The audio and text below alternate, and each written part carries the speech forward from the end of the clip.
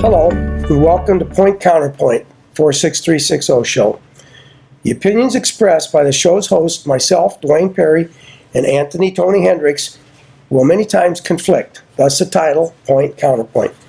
Point Counterpoint is a weekly issue show for our area. Point Counterpoint always lets you judge for yourself. We live in an misinformation free-for-all. It's hard to look through all the misinformation and get to the accurate facts, what's right and best for our community. We will not libel, discriminate, or disrespect anyone or their views. We believe in the constitutional First Amendment, right of free speech, and we support anyone who voices their opinion as part of their duty to their community. This program brings you just that, an unedited, honest, candid discussion of issues. The producers of Point Counterpoint are solely responsible for the content of the show. We take no responsibility for the opinions and statements made by our guests or for the information they gather from public sources. All individuals on the show are responsible for their statements and opinions. We will adhere to all applicable federal, state, and local regulations concerning the limits of public speech and program content. The intent of this show is to thoroughly research current issues that affect our community, present the facts surrounding the issues, discuss the pros and cons, then present to our viewing audience what we together or individually feel is the best solution for both the community and the public. Point Counterpoint 46360 show is the property of its producers, Dwayne Perry and Anthony Tony Hendricks, and may not be rebroadcast without written permission from the producers. The producers take no responsibility for the opinions of others in the postings of comments in chat rooms, blogs, video logs, forum posts, or other media. We welcome and encourage ideas and suggestions for the show. We can be reached at 46360show@excite.com. Our shows will air on Comcast Cable Access and will be rebroadcast by us on YouTube under the label Point Counterpoint 46360 show. Again, welcome to Point Counterpoint 46360 show, brought to you by Dwayne Perry and Anthony Tony Hendricks. We hope you enjoy the topics, our discussion, and the show. Well, let's get started. Tony, what do we have on our agenda for today? Welcome to the show. Here we go. 9/30/2017, our topics. Again, we're going to get back to our typical program, 5 issues, 10 minutes long, and a recap. So the 5 issues today, we're going to do neighborhood identities review. We didn't realize we've done some neighborhoods, and we wanted to catch up and kind of review where we've been and where we're going. The Eastport area, the crime increase. Saw a couple articles in the paper. We'd like to discuss that. Government property ownership, specifically Michigan City. Dwayne's done a lot of research. Been working on this. Oh man, you've been working on this since you were on the council. Yeah. Okay. This came up in 2013. Michigan City, trains sounding their horns and federal quiet zones. We want to work on that because South Bend Tribune, if you've been reading the South Bend Tribune or paying attention, South Bend has this, and they're working on more. And then we'll recap those issues and try to catch up on little teasers for the next program. So neighborhood identities, I guess that's mine. We've done 1, 2, 3, 4, 5, 6 neighborhoods. Back to our roots, Tony. Back to our roots. We've done 6 neighborhoods. The Eastport, the Eastgate, the Edgewood, the Sanborn neighborhood, Village Green, and what we know as the near west side. I'd like to start calling it the Pullman Yards. Pretty cool neighborhood. We went over each neighborhood and kind of think what's in there and what do they need and what would be good for them. Again, we're trying to give some identity to each neighborhood so they have a specific identity they can coalesce around, and then as Michigan City will coalesce around all the neighborhoods. So that's where I want to take this here. I did a list, a quick list, and boy, you can email us or call Dwayne or call us and tell us what you think. We still have left, I counted in my mind the way I've been all over Michigan City, rode my bike and walked all over the town since I was a kid. The west side, we did bring up the Elston Grove. Elston Grove's pretty known for what it is. the Krieger neighborhood. The Krieger neighbor had their own community, right? They have their own association, Krieger neighborhood. The Knapp neighborhood, school around the neighborhood around Knapp School. Southwind, which in my mind is south of Ohio. And then I don't want to confuse this, the Southwood neighborhood, which is over there west of McDonald's in that neighborhood, south of Cool Spring and kind of that neighborhood, the Southwood neighborhood. Gardena Park, everyone knows Gardena Park. They're kind of their own neighborhood. Everyone knows that. They just happen to find it. Maybe the Joy neighborhood. There's a neighborhood right there around Joy School, kind of coalesces. The Washington Park neighborhood, up there, Washington Park Boulevard, and obviously Washington Park and the beach and Michigan City, the stops that are in Michigan City. And I had on here Washington Park / Canada, but I don't really want to separate the Canada neighborhood. I don't want to make Canada be part of Washington Park. I think Canada has its own identity. Canada should stand alone. See, so I cut it back, and Canada should stand alone. It's very unique. A lot of it was taken out by the casino, but there's still a neighborhood back there. There's still a neighborhood, a Union small, Street, yep. glitchy neighborhood right there. Real an up and comer here. Canada's quiet little neighborhood. The Uptown Arts District, which we all know downtown. The Elston neighborhood. I didn't put that in the Sanborn neighborhood because the Elston neighborhood would be like, Marsh School, Zilla Square. I don't know what to call that. Zilla Square is kind of cool. It's pretty neat that no one really knows what Zilla Square is. It used to be the field in front of Marsh there off of Barker. Call that Zilla Square. Pretty neat. Maybe we should call it that.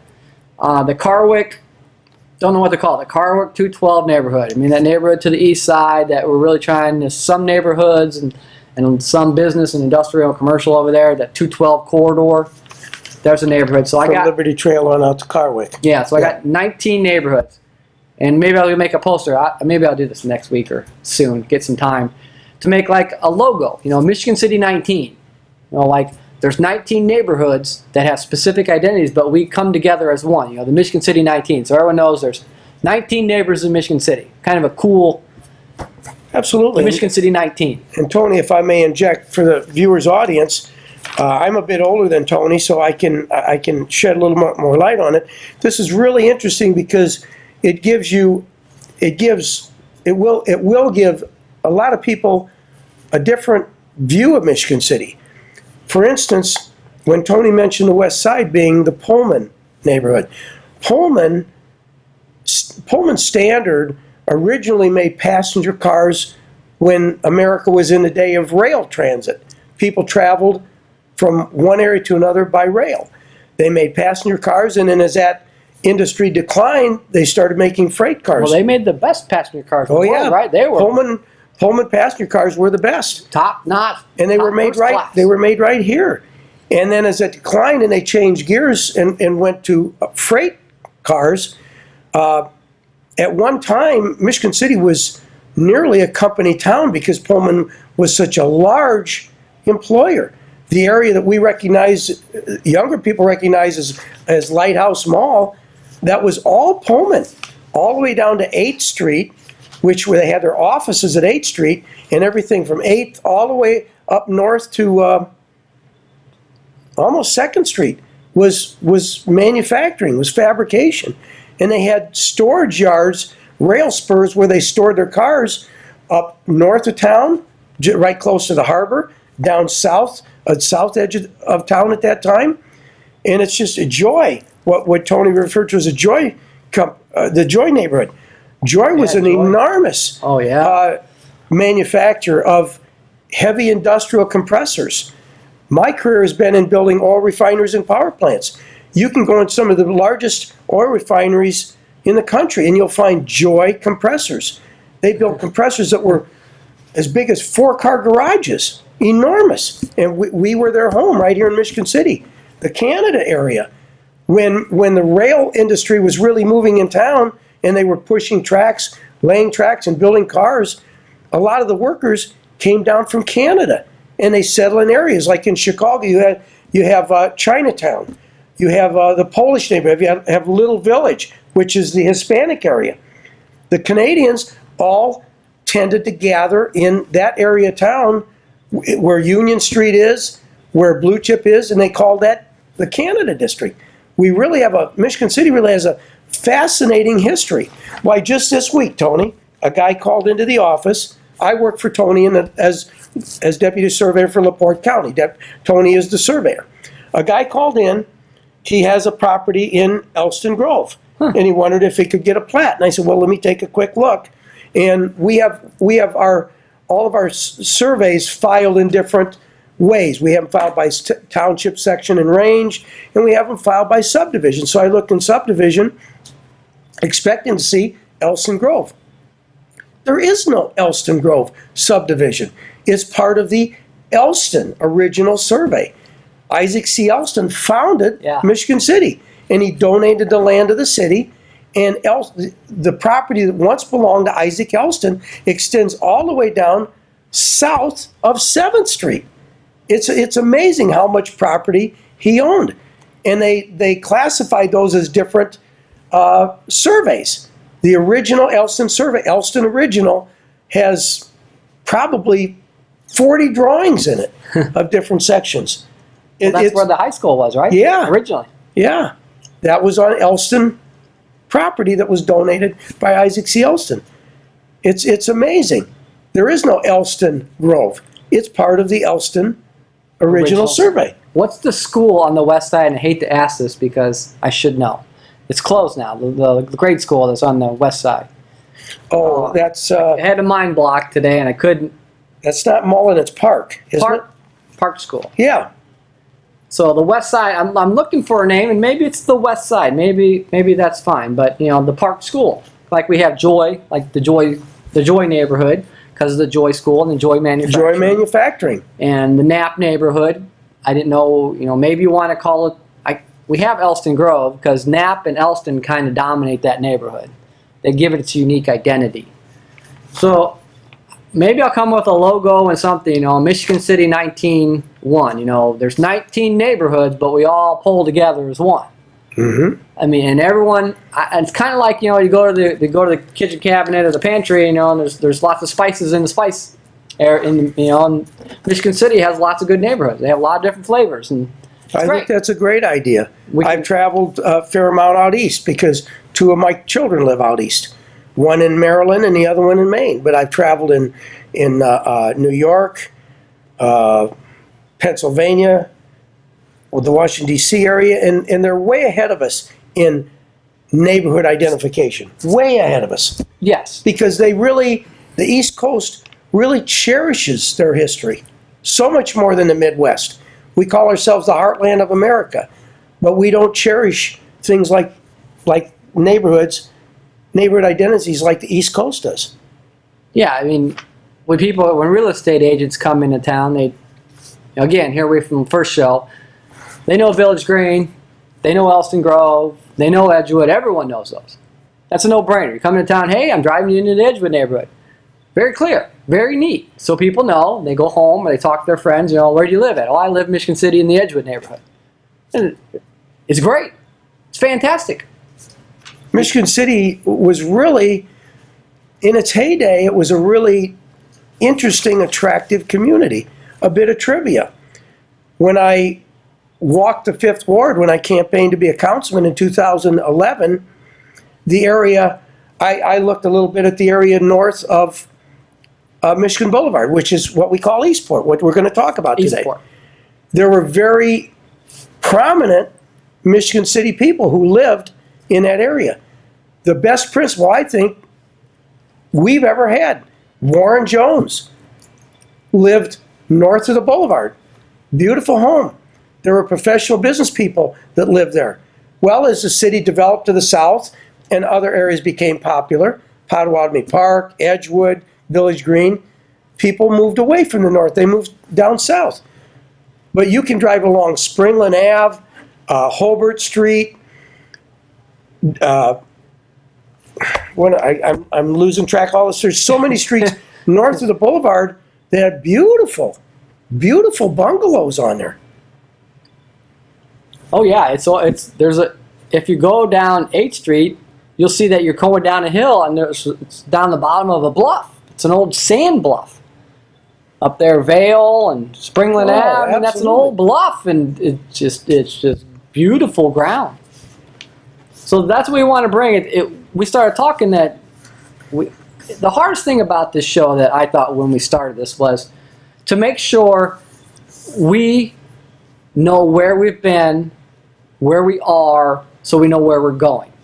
I mean, we didn't want to just willy-nilly the show and just start talking about events. And we keep up with, in the videos we post, I guess we could do it right now, we keep up a topic index on everything we discuss. So we don't overlap them, and we know where we've been, and we know when new things come up and develop. We know when we talked about them. So we're trying to build a timeline of this show as it coincides with Michigan City, and hopefully how Michigan City can grow and prosper and move forward. And our index is also for you, the viewer, so that if you wonder, hey, I wonder if those guys ever did a show on Cheney Run, Cheney Run. #1 topic. Yeah, you can look and you can see that we did that. You don't have to watch show after show to see, because that's a drag. Nobody wants to do that. You just want to see what you want to watch and move on. And that's why we did the topic breakdown in an index. Yeah, we don't want to get mired and lost in what we've done. And we've got 5, 10, 15, 20, 25, 30, 35, 40, 40. We got 50 topics, over 50 topics. And So- we're still rolling. and We got a lot more we want to talk about. And some of them we'll go back to. And that's why I wanted to bring up the neighborhood identity recap, because I told you some of the neighborhoods, and we're going to have to, pick which neighborhood we'd like to go to next. But I've got 1, 2, 3, 4, 5, 6 neighborhoods, and I'm calling it the Michigan City 19. There's 13 more neighborhoods. We're not even halfway through. I know it. There's 13 more neighborhoods we'd like to go in. And again, when we go over neighborhoods, or the list I just showed, talked about, if you want to revise it or change it, we're open to that.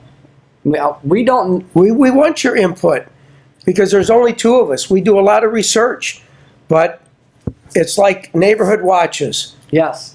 I've always encouraged neighborhood watches. Even with 90 policemen in this town, that's only 90 sets of eyes.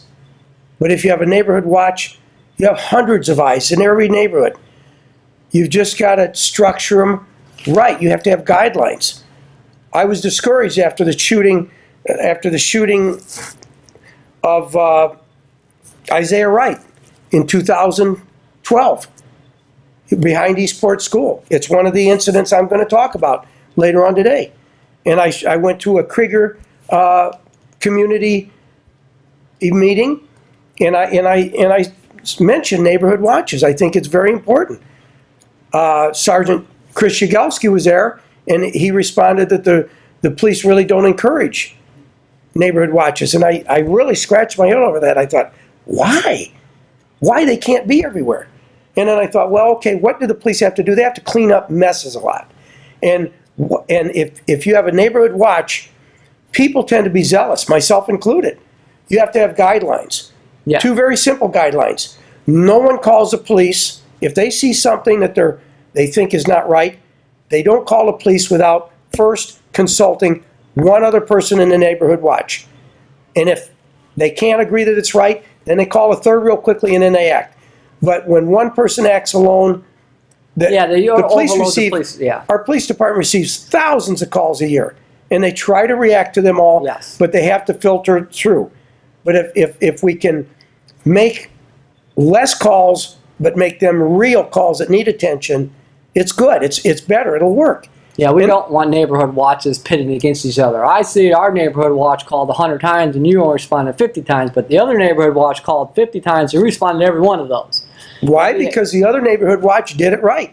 They had a filtering process that only legitimate calls of concern were made. Well, that's a good point. And the other point is that people get to be overzealous. If I see something out that I don't like in my street within my block, I go out and take a look at it. I'm not going to confront anybody, because if I walk out there unarmed and the person I confront is armed, then I could be in trouble. I'm at a disadvantage. But I do a little investigation myself, and then if I think it doesn't look right, I'll go and discuss it with my wife. But too many people act alone. They see something and they'll react. And then the police, they could be injured, they could get in a fist fight, get hurt, they could get shot. And that's why I think the police discourage that. Well, if you're right, it's a good idea, because if you have some guidelines, then that tends to glue together the neighborhood watch more, because now you're talking to each other. Oh, yeah. The point of a neighborhood watch has always been, in my mind, to coalesce the neighborhood tighter. And not to have one person who's the tattletale or just constantly calls and complains about, a pop bottle on the street or somebody walking around the corner or something. I mean, the point is to bring together as a neighborhood, to glue the neighborhood together. You can give validity to your concerns, but the bottom line is, you still provide hundreds of more people to watch areas that the police can't watch because they don't have enough. Yeah, we don't have money to pay somebody. We're seeing this in Eastport right now. Yeah, so that brings it up. The Eastport area crime is in the paper last week, I believe. It's been in several times, Eastport neighborhood. Let me start it off and I'm glad the paper brought it up, because I noticed it. My neighborhood, again, neighborhood watch. My neighborhood is that we sit in my neighborhood at York and Decatur and Allen and Maple.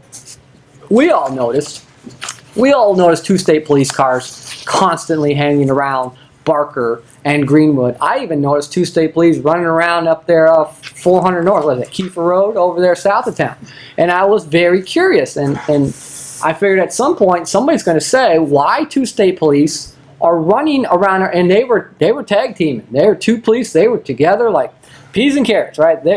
They were there all the time. They were pulling people over. They were very, very obvious. So I kind of asked Dwayne, and I'm glad it was in the paper, why? It concerns me when state police are coming into our town. Very concerning, and very concerning to my neighbors. What are they doing? What's going on? State police have lots of other work to do. They're stretched very thin. Yeah. We're using them on Highway 20. We're using them in the construction zones on 94, and here we've got two state police pretty much dedicated at some point in time to Michigan City. So and on weekends they've ramped up to 6. It's an interesting. There's 6 state police in Michigan City, and yeah, on the paper that's what they said. Yep. It's an interesting situation that deserves some attention. I took a look through. Googled newspaper articles, Northwest Indiana Times, Herald Argus, News Dispatch. We've had a developing problem in the Eastport area for a long time. Since 2012, since 2011, there's been only 1 year that we haven't had a murder in the Eastport area, a shooting. Wow. Yeah. In 2012, in 2011, it was Nikisha Hawkins, In 2012, as I mentioned earlier, it was a 15-year-old boy, Isaiah Wright, shot right behind Eastport School. 2013, no murders. 2014, a man, Barry Williams. 2015, Darius Howard. 2016, Wade Hatcher. He was shot right by the police station, 1200 block of the boulevard. And then we all know in 2017, Chameleon Jenkins. So we've had a death, a violent death. Except for 1 year. Except for 1 year, every year since 2011. And we've talked about this. First article was in the Northwest Indiana Times. One of the hopes, this is per our police chief, one of the hopes is a new facility on Highway 35, Michigan Boulevard, with features like fitness center, virtual shooting range, acts as a crime deterrent along an economically challenged main entranceway. The city spent millions beautifying it over the past several years to try and spur new investments. Now that was August of 2016, 13 months later. Well, wait, $13 million was spent. $13 million. And this is really gonna knock crime down. Well, it hasn't, as you can see from the statistics. The presence of, statistics are crime is going up. yes. Then 13 months later, that was August of 16, September of 17. Due to an ongoing string of criminal activities in the Eastport neighborhood, Mayor Ron Mears directed Michigan City Police Department administration to intensify the police presence in that area. In response to complaints of gunfire, drug activity, and parked vehicles blocking traffic in the middle of streets, the mayor has unveiled a new initiative for the Eastport neighborhood and other troubled areas. The mayor is calling it Operation, Shed Light on Crime. I have to chuckle because the way it was done with police cars driving up and down the streets with their red and blue lights going on. I don't know whether that's a shed light on crime or it tells the police, it tells the bad guys that the police are there so they know where else to go to commit their crime. Moving them to the next place. I mean, it's secrecy is security. Well, the point of the police station being in Eastport, the $13 million was to focus the attention and have the police in and out of there all the time. And I guess that's my concern here. I can't say it doesn't work but we've got 2 state police, well, up to 6, running around that neighborhood. I'm flabbergasted, just flabbergasted. No, the presence of the police station on the boulevard has not reduced the crime. We have a crime situation. Now, we're not saying that. The newspaper's saying Oh, everybody's saying right it's there. The newspaper right here in black and white. So, as we say in our disclaimer, we're not disrespecting anyone. All the newspapers in Northwest Indiana are all saying this. We have an issue. Our newspaper. Our own newspaper. Our mayor. We are in... has a new operation. We are in what the state classifies as District 13. And District 13, Michigan City, Gary, and areas in between along the lakefront have crime issues. And that's why the state police are becoming involved. Yeah, so you got to read the next article. Which one is that? 925. 925, News Dispatch. The Indiana State Police have partnered with Michigan City PD in a state crime prevention program called All Crimes Policing in the Eastport neighborhood of Michigan City. In District 13, which is where Michigan City is half where Michigan City is. Half of the focus is on drugs and the other half on violent crime. With the uptick in violent crime, we've spent just about every Saturday night, and we have worked in Michigan City. Michigan City Police Sergeant Greg Jesse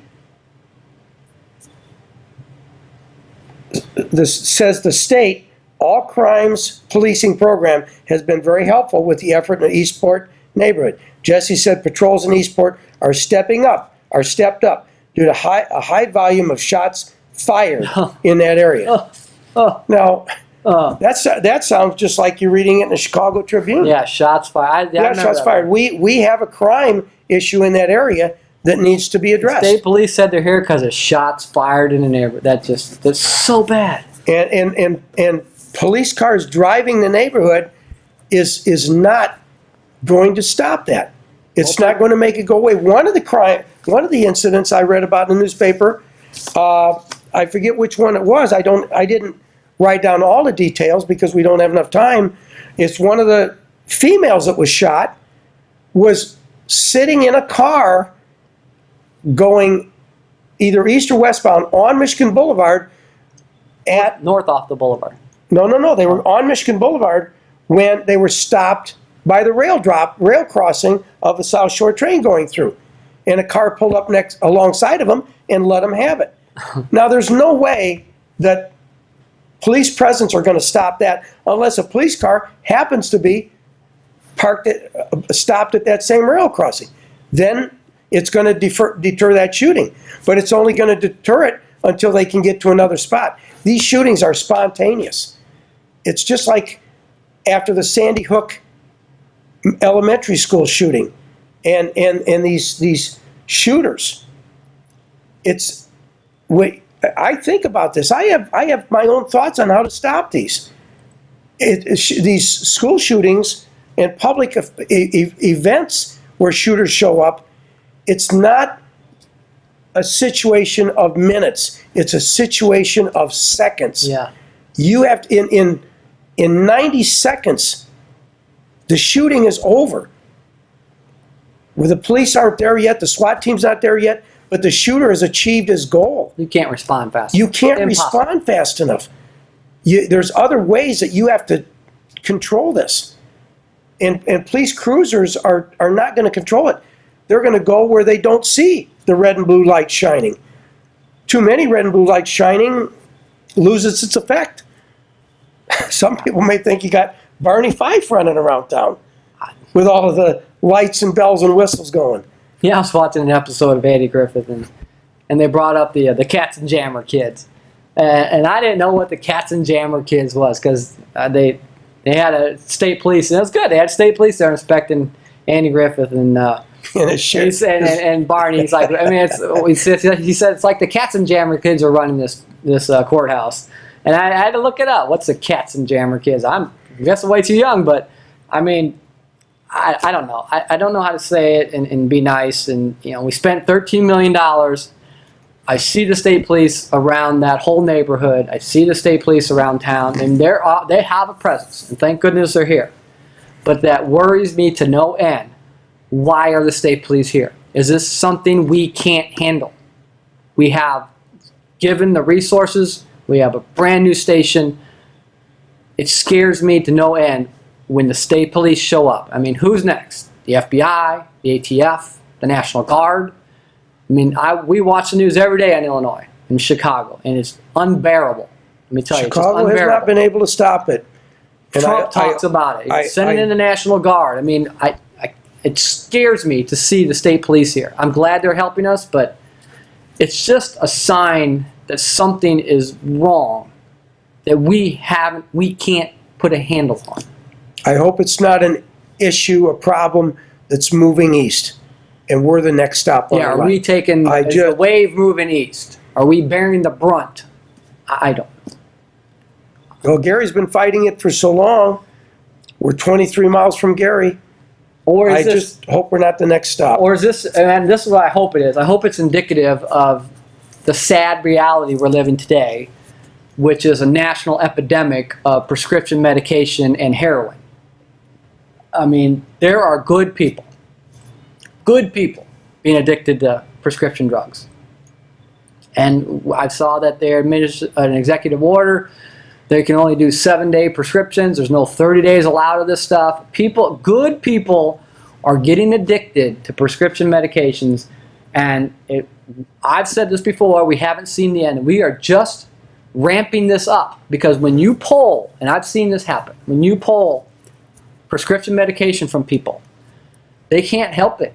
They're addicted. We created the most addictive drug out there. Mother Nature couldn't even create the drug that we created. That's so addictive that when you take it away from them, we see in the jail. They'll do anything to get that back, including heroin. They have no idea what's going to do, and then they overdose and kill themselves. The tightening up of the laws and the enforcement on prescription drugs is what's given rise to the heroin epidemic. It's going to have a secondary effect. Heroin is cheaper and easier to get than prescription drugs.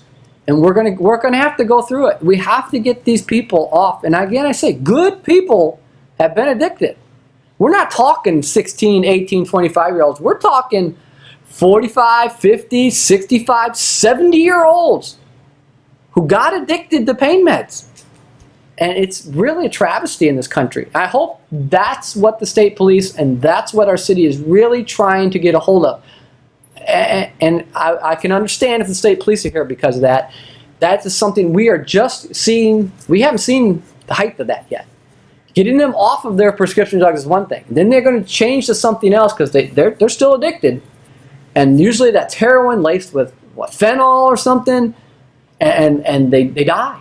They're just. And if you're sitting there watching us and thinking, well, how does prescription drugs translate to violence? Maybe it's not the best comparison, but if you've ever seen the movie Dr. Jekyll and Mr. Hyde, someone who is strung out and in pain when they're not used to being in pain they'll do They'll do anything. They'll do anything to make the pain go away. They don't care. Anything. And that's what it boils down to. It changes a person's nature. It changes their values. It changes what their limits are of what right and wrong, what they'll do. And even beyond the drugs, the things that happen to these people, and I'm no medical expert, but I see it online and look at some people, it starts affecting them physically. I mean, it just destroys their body. You know, these addictive drugs just eat their bodies alive.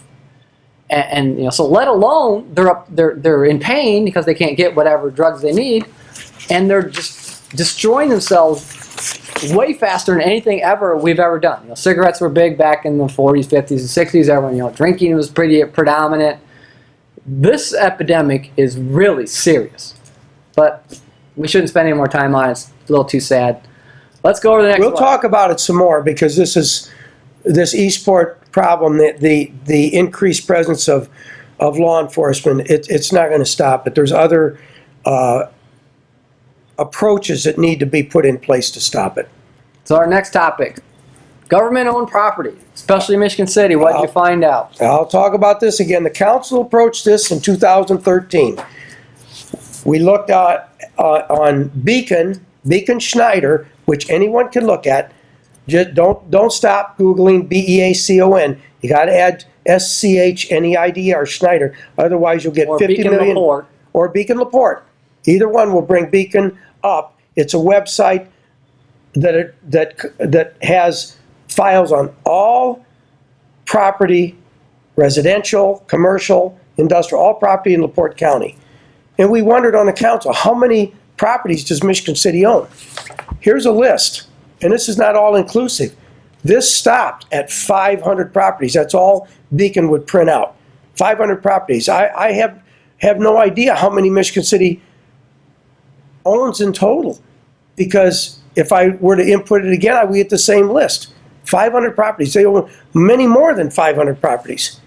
And why is that? These are properties that should be owned by someone else for a variety of reasons. It increases property value. If you give someone the property between the sidewalk in front of their house and the curb, it does several things. It gives them a little more property that they get taxed on. I mean, I don't want to see everybody get taxed to death, don't get me wrong.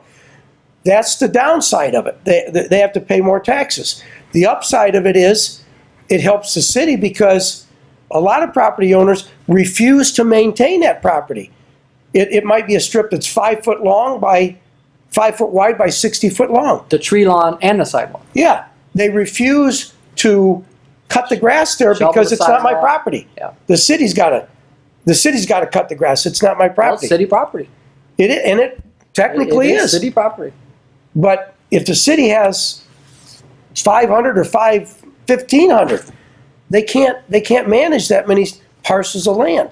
So it helps the city out. It helps to reduce the operating costs of the city, which helps the taxpayer. Well, you need to go back on why the council was concerned about the properties. You know, it's a twofold approach, and it really comes down to one thing: money. Money in owning property because you have to pay to maintain it. Yeah. And money owning the property because you don't get any tax revenue. Right. So those are years we were struggling for money because of the tax mess. Reduction of the city's operating costs by owning less property to maintain, and increasing the city's revenues by a couple more cents or $1 or $2. Owning a strip of land 5 foot wide by 60 foot long is pocket change. But it does give the city more pocket change per resident from property taxes. And it reduces the city's operating costs accordingly because they don't have to maintain that property. Which is, a side topic, roundabouts. Which it seems like every planner in Northwest Indiana is nuts about roundabouts. Unless, they say, they save the city money. Unless you make that roundabout a big concrete knob island, it doesn't save the city any money because whatever's planted there, whether it's shrubs, trees, grass, the city's got to maintain it. Well, they say it's less to maintain a roundabout than it is maintenance on the traffic signals. Well, that's debatable. That's debatable, but there is cost associated with having a roundabout. And they're a marvelous place for accidents. I've had one there. Half the people I've talked to when I lived out east in New Jersey have had accidents at roundabouts because you always have traffic that's blending in on you. As you're trying to get from one street to a side street, whichever direction you're going in, you're either blending in on someone else or they're blending in on you. It's a marvelous place to meet someone through having an accident.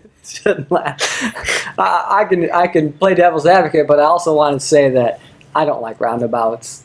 Roundabouts to me are a planner's dream that I don't think work. Like you said, they take a whole bunch of ground away, and anytime you take ground away and put it in the government's hand, it costs you maintenance money, and there is no revenue coming from it from tax purposes. So you get a double hit there. And roundabouts, we could do a whole show on roundabouts, but yeah, I guess they're saying that since traffic moves through there, that the less time people spend at an intersection, that they are getting more money from the person actually being more productive in their life. But roundabouts, to me, the worst thing about roundabouts, I guess my worst beef in roundabouts, why they should not do it, because they are a pedestrian nightmare by design. There's no way to get pedestrians through a roundabout, because if you look at a roundabout, the premise of a roundabout is traffic does not stop moving. Right. Pedestrians cannot get through a roundabout. Some students were hitting Valparaiso at their roundabouts, which we should be quiet about that. Don't say that. Because Valparaiso has a very good college, and they were walking from their roundabout, I don't remember, to the restaurants over there or like Target, and they got hit. Now, that roundabout has worked out because traffic keeps going through. It never stops. So there's the little pedestrian or the bicyclist and not getting through. Or they're going to play Frogger and try to run as fast as they can. Yeah. I mean, that's whatever. It's a double-edged sword, and that brought it. That phrase came to mind when Tony said, "You don't have to stop like you do at an intersection," because every time you stop. And I petitioned the Board of Public Works when I was on the council and was refused there's 3 or 4 intersections, one being Woodland Ave on the boulevard, on Michigan Boulevard. There's 3 or 4 intersections where there is no right turn on red allowed coming off of the boulevard, which is a busy thoroughfare. And I petitioned to have those signs removed to allow right turn on red. And mine was based on my own experience and the requests of residents in that area. Every time you stop, you are you're possibly subjected to a rear end collision. I've been in 2 of them, both times on the receiving end. Anytime you stop, because of this world we live in, with people using their cell phones, putting on their makeup, texting, whatever they're doing to take their eyes off the road, you can be the victim in a rear-end collision. And that's why I feel that if a person going east or westbound on the boulevard or on Franklin Street, can come up to a red light, and when it turns red, it's free going the other way, they can turn and get out of harm's way from somebody possibly not paying attention behind them and coming up and nailing them. But I was told that we couldn't do it because Michigan Boulevard is still Highway 35, and the state has control over that, which... No, it was a federal standard on the angle of the roads off the boulevard. Is that what it is? Yes. Well, doesn't make explain sense that to me then. If the road is a 90 degree, you can have a right on red. If the road is over a certain angle, the federal standards tell you can't do that. But it didn't make sense to me because when you brought that up, I started looking at it on the boulevard. So some are and some aren't. I don't understand. Well, it was an easy answer. No, I'm sorry, we can't do anything about it. That's the state's responsibility. There's a manual of uniform traffic code for federal. And to me, it was strictly a question of safety for the community. All right, so there we go. There's our side issue on roundabouts. Yeah, Well, okay. I'm not a fan of roundabouts. Sorry, folks. I don't like roundabouts. I go round and round about that. Next issue was I wanted to bring this up. Michigan City and the trains sounding their horns. Again, here I'm gonna go on this second to education. The South Bend Tribune had an article on 9/19, 9/10, 9/7, 8/8, 7/25. 1, 2, 3, 4, 5, 6, and another article. 7 articles on sounding horns in South Bend. So the backstory here is there's some streets. The one I always think of is Twickenham, that a long time ago, I want to say the 50s, the 60s, or maybe the 70s, the residents got together and says, we want to pass an ordinance that says no honking your horns at the train intersections through our neighborhood. And the city said, okay, we're okay with that. They have signals, they have the blinking lights, they have the arm, and they said, okay, we passed it. This neighborhood did not allow trains to sound their horns through the intersections. Then the Federal Rail Authority enacted new standards to make sure that if you weren't going to sound your horn through there, you had to make sure they couldn't get across the track. They couldn't drive around the arm. You had to protect them from getting there, and then they would agree, you can stop sounding the horns. Well, the city got that agreement, I guess, in the articles I'm taking from the South Bend Tribune. They got that, and they supposedly got a deal with the Federal Rail Authority that their intersections were safe and they would discontinue honking their horns. And must have been like early July, the Federal Rail Authority told the train conductors to start honking your horns because the city has not complied with the safety rules from the Federal Rail Administration. Of course, it woke, the article says it woke everybody up. Here they are, 2 in the morning, 4 in the morning, 6 in the morning, wailing on the horns through town. We all know how that goes. South Shore is good about it. The CSX tracks, not so good.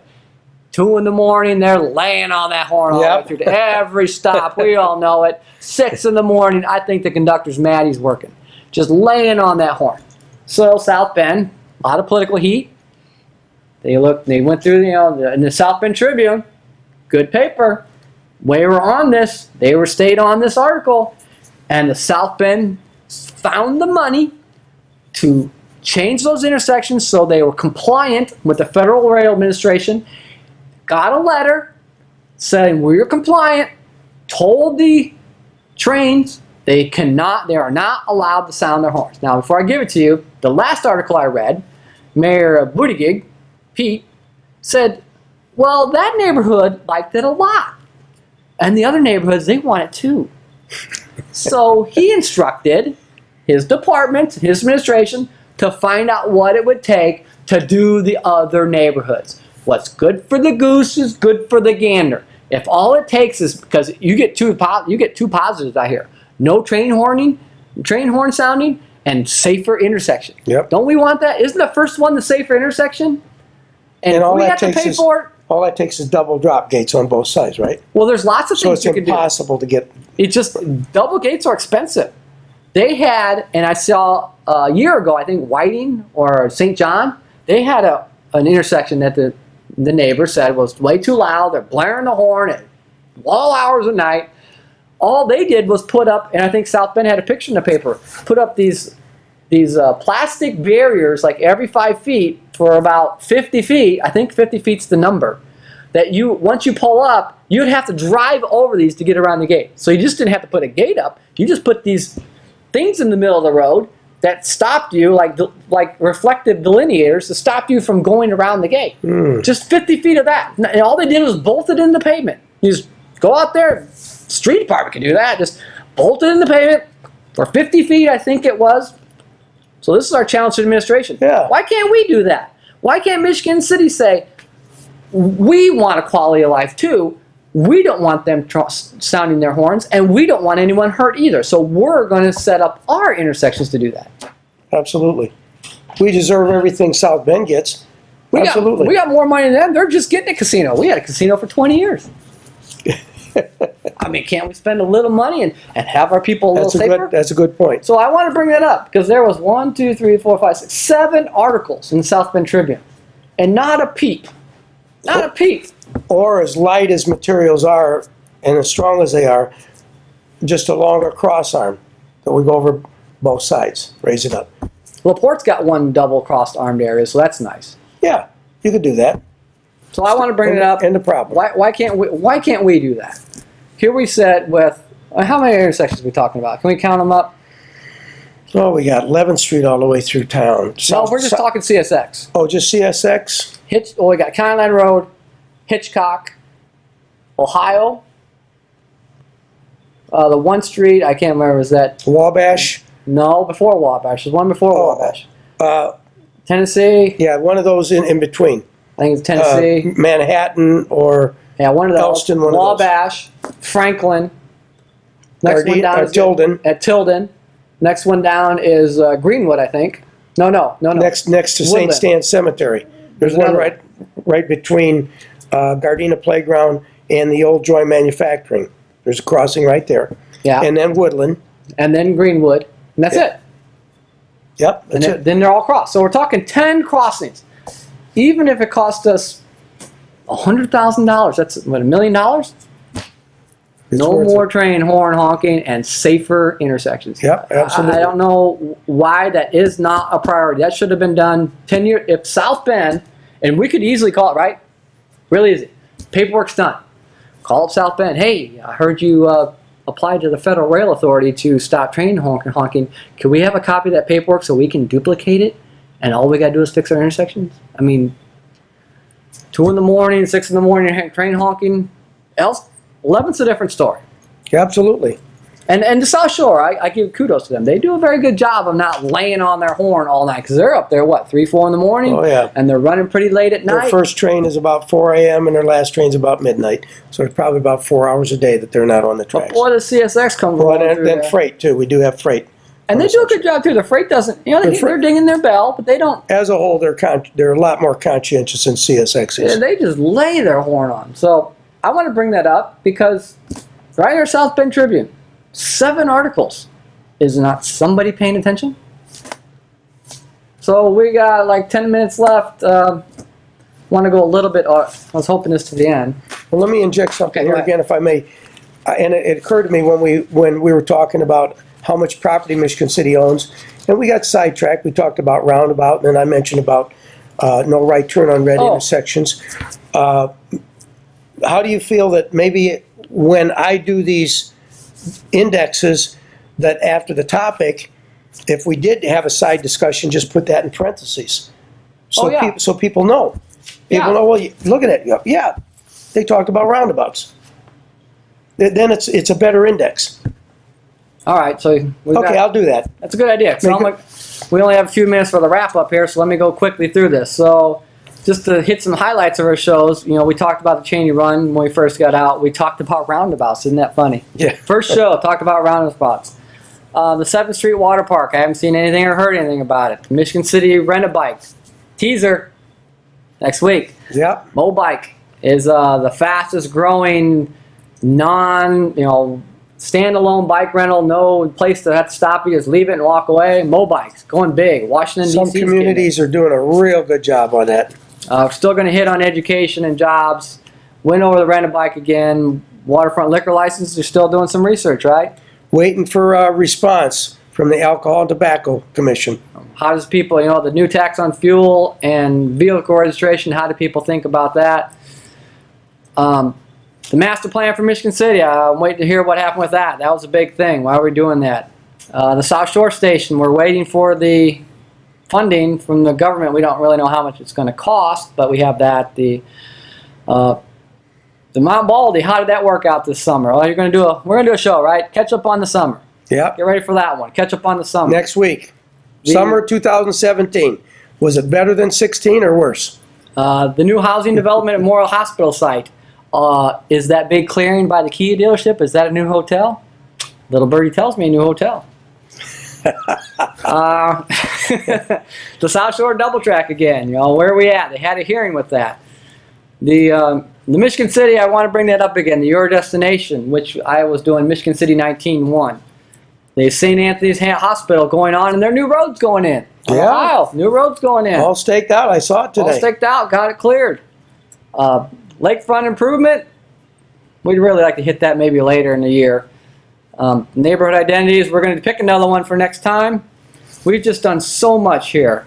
So much. And some of these times we hit more than one. State Board of Accounts and Munster redevelopment, that was a good one. The Michigan City's Midtown Development Plan, we're probably waiting to see that, what happens with that. I'm really curious to see what comes of that because Midtown needs something. They need help something. We need to reach out a little bit further. We did some talking on baby boomers and stock market. Stock market's at 23.1 or something, I remember. Want to see what happens to that. And then we saw Johnny Stimley was awarded by the Exchange Club for the Golden Deeds Award. Golden Deeds Congratulations, Award Johnny. So maybe he could help our events director getting that up to speed. And then the stormwater fee, which we spent 2 shows on, we didn't. Johnny's worked very hard for Michigan City events. He's amazing. Yep. I don't want to pick one individual out, but to have him there every day, I think he gets up and thinks, what can I do to help Michigan City? No matter how much it works or doesn't work, he gets up again and how much can I do to help Michigan City? It's amazing. What an asset. We got like a minute and a half left. We scrubbed one thing off this. We only got a minute and a half left. I wanted to talk about the parks and the schools and the school zones. Oh, yeah. And I hate to bring up that little girl, and Dwayne and I talk about this a lot, and it saddens my heart to even talk about it, but another person got hit, and I know the article said we hired some consultants, and we shouldn't wait anymore. And I want to bring it up for one point. When Highway 20 had a lot of accidents, and Representative Pressel had a meeting with NDOT and Senator Bohacek, and I believe PLAF was involved, and said, we can't wait till the new pavement comes down. Put the rumble strips in now on Highway 20. Put them in now. So I wanted to bring that up. We can't wait anymore. No. These consultants need to say, fine, we can put those little lighted signs in school zones, like they blink, like we have on Pine in Washington. We can restripe it, make it very clear. I drove around the schools. The crosswalks are all faded out. It doesn't take much. We bought some of that thermoplastic that you heat and put down. Yeah. It doesn't take a rocket scientist. Please don't let another kid get hurt. God. Do this now. We don't need to wait for a report from a consultant. Just take care Child of getting this. hurt because the community didn't act fast enough. Yeah, it was. That's such a tragedy. It's been a month or two. We don't need another kid. Yeah. And school's in session. It's getting darker earlier. Take care of this. Go to your parent-teacher association meetings and demand better safety. So we got about 10 seconds left. Thanks for everything we do. You got anything? Thanks again. Thanks. It's gone. Look forward to seeing you next week. We gave you some teasers. Good luck and see you next week.